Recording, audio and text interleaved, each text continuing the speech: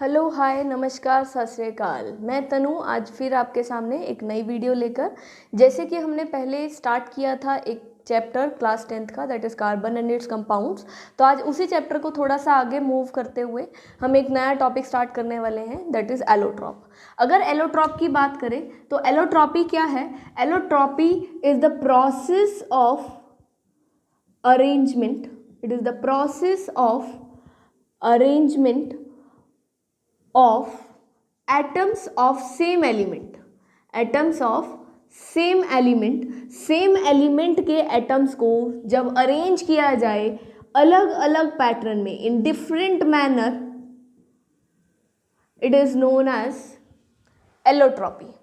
किस तरीके से उसे अरेंज किया गया? इस तरीके से कि उसकी जो फिजिकल स्टेट है that will remain same, that they have same physical state but there will be difference in their physical chemical properties, या फिर कह सकते हैं there is difference in the properties। Clear? तो हमने क्या बोला? एलोट्रॉपी क्या है? Allotropy is the arrangement of atom of same element in different manner. अलग अलग तरीके से जब हम एक ही एटम के, एक ही एलिमेंट के एटम्स को अरेंज करेंगे तो उसकी फिजिकल स्टेट तो सेम रहेगी बट उसकी प्रॉपर्टीज में डिफरेंस आ जाएगा, तो हम उसे क्या बोल देंगे? एलोट्रॉपी। अगर एग्जाम्पल के बेसिस पर देखें तो एग्जाम्पल क्या हो गया? That is carbon. और कार्बन के हमें पता है दो एलोट्रॉप्स जिसके साथ हम बहुत ज़्यादा फेमिलियर हैं, that is graphite and diamond. Second is diamond, one is graphite and the other one is diamond. दोनों में ही कार्बन प्रेजेंट है, मल्टीपल नंबर्स में प्रेजेंट है, but the arrangement in both the type, both the allotropes is different, that's why they are different, इसीलिए दोनों different हैं। अब इसके अंदर बेसिक प्रॉपर्टीज देखें कि एलोट्रॉप्स में क्या क्या चीज़ें होती हैं। तो हमने सबसे पहली चीज़ देखी, तो हमने क्या लिखा? देखो, एटम्स ऑफ सेम एलिमेंट, कि अरेंजमेंट तो होगा एलिमेंट्स के सेम एटम्स का। तो हमने कहा कि यहाँ पे क्या होगा? Atoms of same elements are used, same element के डिफरेंट अलग अलग एटम्स को हम यूज कर रहे हैं। क्लियर? फिर दूसरा, अगर है ये एटम सेम है बट फिर डिफरेंस क्या है? There is the difference in the arrangement. क्या चीज डिफरेंस है? Arrangement. Arrangement is different. Arrangement के डिफरेंस क्रिएट होने की वजह से हुआ क्या? इसकी जो प्रॉपर्टीज हैं दैट विल मीन्स चेंज। जो प्रॉपर्टीज हैं वो क्या हो गई? डिफरेंट हो गई, क्योंकि हमारी जो प्रॉपर्टीज होती हैं they are directly dependent on the arrangement of atoms. तो अरेंजमेंट ऑफ एटम्स अलग हुआ तो प्रॉपर्टीज भी अलग हो गई, बट इसकी वजह से इसकी फिजिकल स्टेट पर कोई चेंज नहीं आया, इसलिए जो फिजिकल स्टेट है दैट विल रिमेन सेम, ये हमेशा सेम रही। क्लियर? इसको, जिसके अंदर ये चीज़ें देखने को मिले उन्हें हम बोलते हैं allotropes and the process is known as allotropy. Clear? चलिए, इसके बाद इसका एक फर्स्ट एलोट्रॉप देखते हैं। फर्स्ट एलोट्रॉप जिसकी हमने अभी बात की, ग्रेफाइट, कि ग्रेफाइट में ऐसा क्या है कि ये डायमंड से अलग है, कैसे ये एक एलोट्रॉप की तरह काम कर रहा है। ग्रेफाइट के बारे में देखें तो ग्रेफाइट एक सबसे इंपॉर्टेंट चीज़ क्या शो करता है? ये बहुत सी जगह पर यूज़ किया जाता है। अगर आप अपनी सराउंडिंग में भी देखें तो इसको हम बहुत सी जगह पर यूज़ करते हैं। जैसे ग्रेफाइट सबसे पहले है क्या, इसके बारे में देखते हैं। तो it is a allotrope of carbon, ये कार्बन का एक एलोट्रॉप है, कार्बन की एक ऐसी फॉर्म जिसके अंदर प्रेजेंट तो अलग अलग तरह के कार्बन एटम्स ही हैं बट उनका अरेंजमेंट अलग है और अरेंजमेंट की वजह से ये एक एलोट्रॉप बन गए। क्लियर? अब इसकी बात करें तो इसके अंदर कैसा होता है, इसके स्ट्रक्चर की बात करें तो क्या स्ट्रक्चर है इसमें हम देखें तो हमारे पास जो एक कार्बन एटम है that is further attached to 3 carbon atoms. Again it is an carbon atom further attached to 3 carbon atoms. Here is the carbon atom further attached to 3 carbon atoms. हर एक कार्बन फर्दर 3 कार्बन से attach है, जिसकी वजह से यहाँ पर देखो क्या बन गया, it is a hexagon like structure, hexagon like structure बन जाते हैं। क्लियर? तो ये एक स्पेशलिटी है किसकी? ये एक ग्रेफाइट के स्ट्रक्चर की स्पेशलिटी है कि ग्रेफाइट जब भी स्ट्रक्चर, ग्रेफाइट के स्ट्रक्चर में क्या है, एक carbon atom further 3 carbon atom से अटैच है, जिसकी वजह से यहाँ पे अलग अलग तरह के हेक्सागन जैसे स्ट्रक्चर्स बन रहे हैं। क्लियर, यहाँ देखिए हेक्सागन, ये हेक्सागन्स बन रहे हैं अगर इसे आप कंप्लीट कर देंगे तो।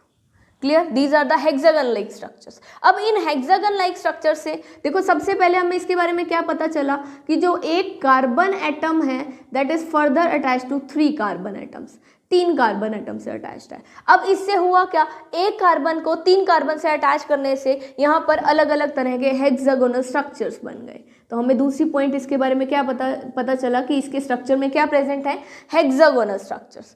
उसके बाद हमें क्या पता चला, ये इस तरीके से जैसे जैसे आगे की तरफ मूव करती जाएंगी या इस साइड पर मूव करती जाएंगी, they make a layer of hexagon, hexagon की लेयर बना देंगे। और ये किस तरीके से प्रेजेंट है, इट इज जस्ट लाइक ये एक लेयर है तो उसके ऊपर ये दूसरी है, ये तीसरी उसके नीचे आ गई, ये चौथी, इस तरीके से एक के ऊपर एक लेयर्स प्रेजेंट होंगी हेक्सागन की। तो हम कह सकते हैं कि ग्रेफाइट में क्या प्रेजेंट होता है, it is a layered structure, layered structure है, लेयर्स की फॉर्म में प्रेजेंट है। बट ये लेयर्स इस तरीके से हैं जैसे कि हमारे कॉपी में पेजेस होते हैं एक के ऊपर एक प्रेजेंट हैं, तो वो भी 2D स्ट्रक्चर है। तो इन द सेम वे यहाँ पर ये भी क्या है, 2D स्ट्रक्चर की तरह काम करते हैं। तो हमें क्या पता चला सबसे पहले कि ये एक कार्बन फर्दर 3 कार्बन एटम से अटैच्ड है, हेक्सागोनल स्ट्रक्चर्स बना रहे हैं, लेयर्ड स्ट्रक्चर है, 2D स्ट्रक्चर्स बना रहे हैं।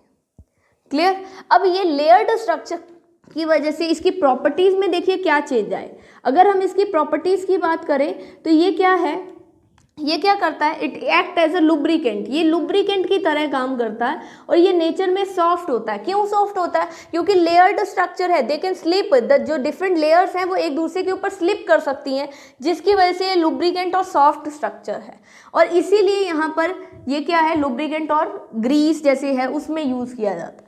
उसके बाद सेकेंड चीज आई, तो ये लुब्रिकेंट और सॉफ्ट होने के साथ साथ it is a good conductor of electricity, ये इलेक्ट्रिसिटी का एक गुड कंडक्टर भी है। इलेक्ट्रिसिटी का गुड कंडक्टर कैसे है, इसे अगर देखें तो ध्यान से देखते हैं, ये हमारा कार्बन, हमें पता है इसकी atomic number 6 and electronic configuration is 2 and 4। अगर आउटर मोस्ट में 4 इलेक्ट्रॉन है तो इसके पास देखिए ये 4 इलेक्ट्रॉन्स हो गए।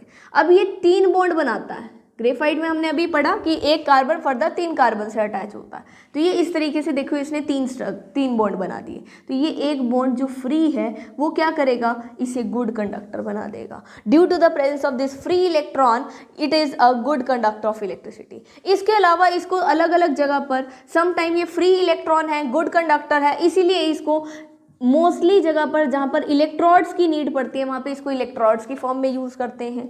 जो लेड होती है जो पेंसिल की, उसमें भी ग्रेफाइट को यूज़ किया जाता है। So these are some of the application and properties of graphite. तो हमने क्या पढ़ा कि इसके अंदर एक कार्बन फर्दर 3 कार्बन एटम से अटैच है, इससे एक लेयर्ड स्ट्रक्चर बना देता है।